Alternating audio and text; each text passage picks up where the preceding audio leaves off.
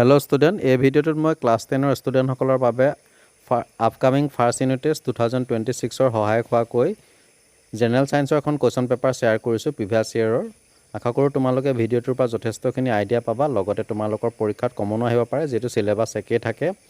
আৰু ইতিমধ্যে মই অসমীয়া, গণিত আৰু ইংৰাজীৰ কুৱেশ্যন পেপাৰ সলিউশ্যন ভিডিঅ' ইতিমধ্যে দি থৈছোঁ মোৰ চেনেলত। যদি তোমালোকে চোৱা নাই চাব পাৰিবা, ডেছক্ৰিপশ্যনত লিংক দিয়া আছে। নিশ্চয় তোমালোকৰ এক্সামৰ বাবে যথেষ্টখিনি হেল্প হ'ব।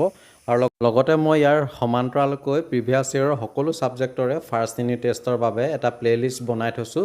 সকলো ছাবজেক্টৰে কুৱেশ্যন পেপাৰ পাবা ইয়াত উইথ সলিউশ্যন। চ' তোমালোকে এইখিনি চাব পাৰিবা, ডেছক্ৰিপশ্যনত লিংকটো দিয়া আছে। তো এনিৱে আহা এতিয়া আমি কুৱেশ্যন পেপাৰখন ডিছকাছ কৰোঁ। কুৱেশ্যন পেপাৰখনৰ ছেকশ্যন 8 মুঠ 22টা MCQ আছে, যিটো কুৱেশ্যন পেপাৰৰ নিউ পেটাৰ্ণ অনুসৰি। তাৰে 1 নম্বৰটো দিছে গোলাকাৰ দাপোনৰ ফকাছ দৈৰ্ঘ্য আৰু ভাঁজ ব্যাসাৰ্ধৰ অনুপাত হ'ল, যে তোমালোকে জানা নিশ্চয়, একেবাৰে চিম্পুল হয়। তো ইয়াত গোলাকাৰ দাপোনৰ ফকাছ দৈৰ্ঘ্য আৰু ভাঁজ ব্যাসাৰ্ধৰ অনুপাতটো হ'ব অপশ্যন C 1:2। 2 নম্বৰত দিছে যান বাহনত ব্যৱহাৰ কৰা দাপোনৰ বিবৰ্ধন সদায়।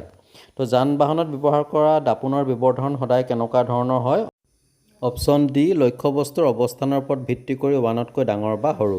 নেক্সট কুৱেশ্যন নম্বৰ 3 দিছে কোনো স্বচ্ছ মাধ্যমৰ আলোকীয় ঘনত্বৰ সঠিক অধক্ৰমটো হ'ল। ইয়াত শুদ্ধ অপশ্যনটো হ'ব অপশ্যন C কাঁচ greater than alcohol greater than বৰফ গ্ৰেটাৰ দেন বায়ু। অৰ্থাৎ ইয়াত কি হৈছে, কাঁচৰ ঘনত্ব এলকহলতকৈ বেছি, এলকহলৰ ঘনত্ব বৰফতকৈ বেছি আৰু বৰফৰ ঘনত্ব বায়ুতকৈ বেছি। তোমালোকে টেবুলখন ভালকৈ চাবা, ইয়াৰ পৰা বহুখিনি কুৱেশ্যন আহি থাকে। তো এনিৱে নেক্সট কুৱেশ্যন নম্বৰ 4ত দিছে তলৰ কোনবিধ জৈৱ অনুঘটক নহয়? ইয়াত জৈৱ অনুঘটক নহয় অপশ্যন D ধাতৱ অক্সাইড আৰু নিকেল। কুৱেশ্যন নম্বৰ 5ত দিছে সূৰ্যৰ পোহৰৰ সহায়ত পানীৰ অণুক হাইড্ৰজেন আৰু অক্সিজেনলৈ পৃথকীকৰণ কৰা জৈৱিক প্ৰক্ৰিয়াটো হৈছে। ইয়াত উক্ত প্ৰক্ৰিয়াটো হ'ব অপশ্যন B প্ৰচ্ছেদন।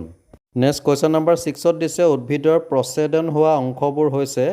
ইয়াত উদ্ভিদৰ প্ৰচ্ছেদন হোৱা অংশবোৰ হ'ব অপশ্যন D পাত, শিপা, কাণ্ড।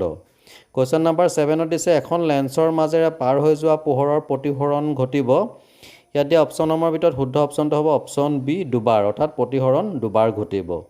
কুৱেশ্যন নম্বৰ 8 দাপোন এখনৰ পৰা যিমান দূৰত থিয় নোহোৱা কিয় প্ৰতিবিম্বটো সদায় থিয় হয়, দাপোনখন হ'ব।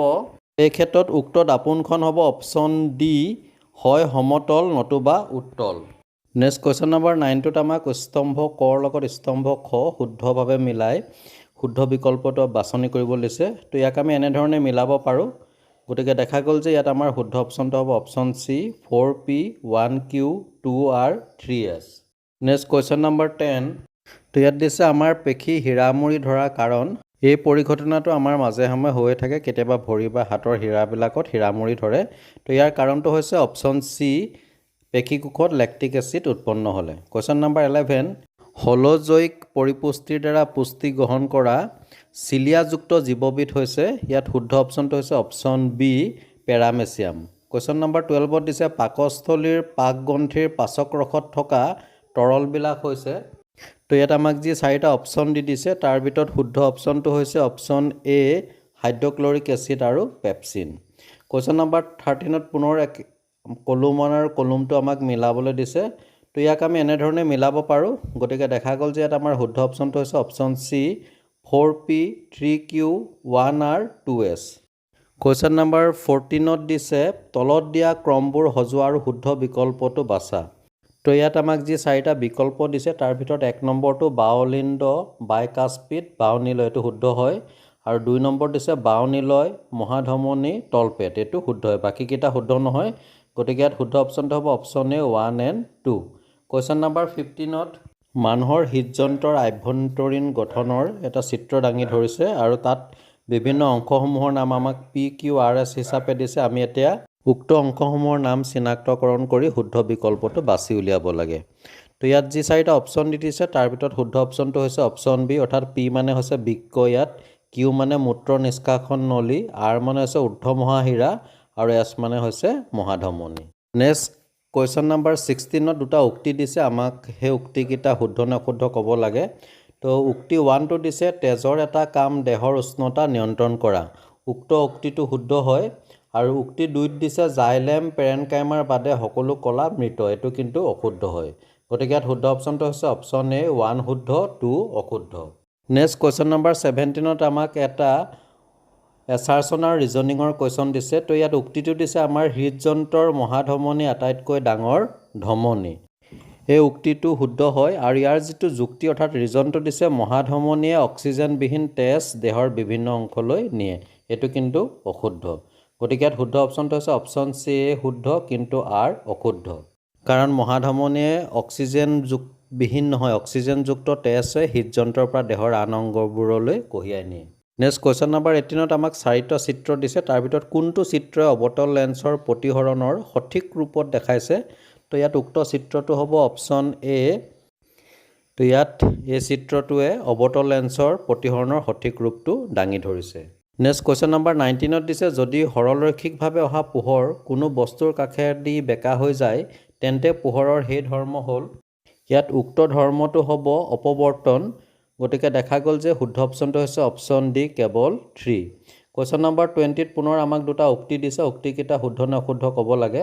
উক্তি 1টো দিছে প্ৰতিসৰণৰ সৈতে স্কেলৰ সূত্ৰ জড়িত। এই উক্তিটো শুদ্ধ কাৰণ পোহৰৰ প্ৰতিফলন আৰু প্ৰতিসৰণ পাঠটোত আমি এই বিষয়ে পাইছোঁ। আৰু উক্তি 2টো দিছে লঘুতৰ মাধ্যমৰ পৰা ঘনতৰ মাধ্যমলৈ যোৱা পোহৰৰ ৰশ্মিৰ দ্ৰুতি হ্ৰাস নহয়। এইটো কিন্তু অশুদ্ধ কাৰণ এই ক্ষেত্ৰত পোহৰৰ দ্ৰুতি হ্ৰাস হয়। গতিকে দেখা গ'ল যে ইয়াত শুদ্ধ অপশ্যনটো হৈছে অপশ্যন বি 1 শুদ্ধ কিন্তু 2 অশুদ্ধ। নেক্সট কুৱেশ্যন নম্বৰ 21ত এটা উক্তি আৰু যুক্তিৰ কুৱেশ্যন দিছে। উক্তিটো দিছে প্ৰতিসৰণাংকৰ কোনো একক নাই। এই উক্তিটো শুদ্ধ হয় আৰু ইয়াৰ যিটো যুক্তি দাঙি ধৰিছে কোনো এটা মাধ্যমৰ প্ৰতিসৰণাংক হৈছে শূন্যত পোহৰৰ দ্ৰুতি আৰু মাধ্যমত পোহৰৰ দ্ৰুতিৰ অনুপাত। এই যুক্তিটো শুদ্ধ হয় কিন্তু প্ৰকৃতাৰ্থত ই উক্তিৰ শুদ্ধ বাক্য দাঙি ধৰিব পৰা নাই এক কথাত। গতিকে দেখা গ'ল যে ইয়াত শুদ্ধ অপশ্যনটো হৈছে অপশ্যন বি এ আৰু আৰ দুয়োটাই শুদ্ধ, আৰ এৰ শুদ্ধ বাখ্যা নহয়। Next question number 22 last MCQ। ইয়াতো একেধৰণৰ এটা প্ৰশ্ন দিছে য'ত উক্তিটো দিছে ফকাছ আৰু ভাঁজকেন্দ্ৰৰ মাজৰ দূৰত্বক ভাঁজ ব্যাসাৰ্ধ বোলে আৰু যুক্তি দিছে ফকাছ হ'ল প্ৰতিফলন পৃষ্ঠৰ কেন্দ্ৰবিন্দু। তো দেখা গ'ল যে ইয়াত উক্তিটো শুদ্ধ নহয় কাৰণ ফকাছ আৰু ভাঁজকেন্দ্ৰৰ মাজৰ দূৰত্বক ভাঁজ ব্যাসাৰ্ধ বুলি কোৱা নহয়, ফকাছ দৈৰ্ঘ্য বুলিহে কোৱা হয়। কিন্তু যুক্তিত যিটো দিছে ফকাছ হ'ল প্ৰতিফলন পৃষ্ঠৰ কেন্দ্ৰবিন্দু, এইটো কিন্তু শুদ্ধ হয়। গতিকে দেখা গ'ল যে ইয়াত আমাৰ শুদ্ধ অপশ্যনটো হৈছে অপশ্যন ডি এ অশুদ্ধ কিন্তু আৰ শুদ্ধ। নেক্সট ইয়াৰ পৰা MCQ ছেকশ্যন আদায় হৈছে আৰু ছেকশ্যন বি আৰম্ভ হৈছে য'ত 2 আৰু 3 মাৰ্কৰ কিছুমান কুৱেশ্যন দিছে। তাৰে কুৱেশ্যন নম্বৰ 23টোত দিছে লেন্সৰ ক্ষমতাৰ সংজ্ঞা লিখা, ইয়াৰ SI একক কি? তো ইয়াৰ উত্তৰটো তোমালোকলৈ আগবঢ়ালোঁ। লেন্স এখনৰ ক্ষমতা হৈছে লেন্সখনৰ ফকাছ দৈৰ্ঘ্যৰ ব্যস্ত ভগ্নাংশ। আৰু ইয়াত অলপ ভালকৈ লিখি দিছোঁ, তোমালোকে এইখিনি নোট কৰি ল'বা। লেন্সৰ ক্ষমতা হৈছে ডায়েপ্টাৰ যাক ডি আখৰেৰে বুজোৱা হয়। নেক্সট কুৱেশ্যন নম্বৰ 24টোত দিছে অৱতল দাপোনে লক্ষ্যবস্তুৰ সমান আৰু সৎ প্ৰতিবিম্ব গঠন কৰে, ৰশ্মি চিত্ৰৰ সহায়ত উক্তিটো প্ৰমাণ কৰা। আচলতে যেতিয়া লক্ষ্যবস্তুটোক অৱতল দাপোনৰ ভাঁজ কেন্দ্ৰত ৰখা হয় তেতিয়া দাপোনখনে ভাঁজ কেন্দ্ৰত এটা ওলোটা সৎ আৰু লক্ষ্যবস্তুৰ সমান দিশৰ প্ৰতিবিম্ব গঠন কৰে। কিতাপতে আছে এই চিত্ৰটো, তোমালোকে ভালকৈ চাই প্ৰেক্টিছ কৰিবা। নেক্সট কুৱেশ্যন নম্বৰ 25ত দিছে যদি কাছৰ প্ৰতিসৰণাংক 1.5 আৰু পানীৰ প্ৰতিসৰণাংক 1.33 তেন্তে কাছৰ সাপেক্ষে পানীৰ প্ৰতিসৰণাংক কিমান হ'ব নিৰ্ণয় কৰা।